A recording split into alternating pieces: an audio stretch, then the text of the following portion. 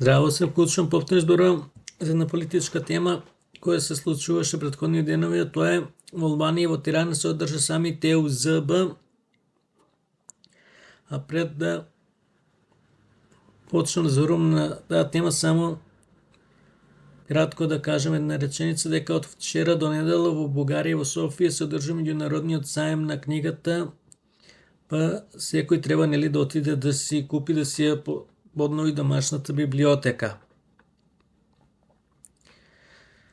Самитот ЕУ-ЗБ обично се одржува еднаш за време на председавањето на некоја држава или два пати годишно, но сега околностите се сменети и импулсот за прием на нови држави членки е зголемен и за во НАТО и за во ЕУ, и во НАТО и во ЕУ.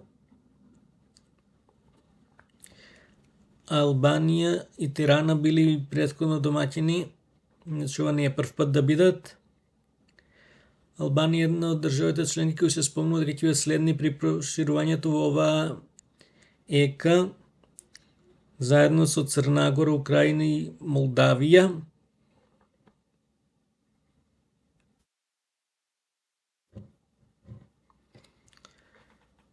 Се почнува девизата од 90-тите години минатиот век, цел свет во НАТО, цела Европа во ЕУ. При тоа Украина, Молдавија, Грузија и сличните држави треба да си ги задржат националниот суверенитет и територијалниот интегритет и да влезат во НАТО и ЕУ. Нема размена на територии, корекции на граници и слично. Ако на кај ЗБ Косово покрај тоа што треба да стане меѓународно признат интегрирана држава, треба да ги доби 4 општини на чело со Бујановац.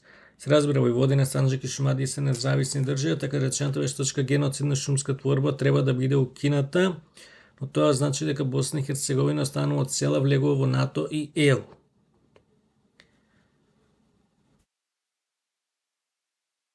Си искоренат фейк ньюс, односно лажните вести кои доаѓаат пред се од планетарното зло.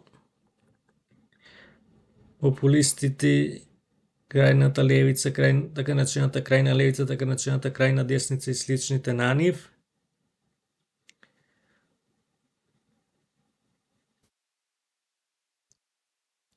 Вакви партии најдобро и да се укинат, на никого не му требаат.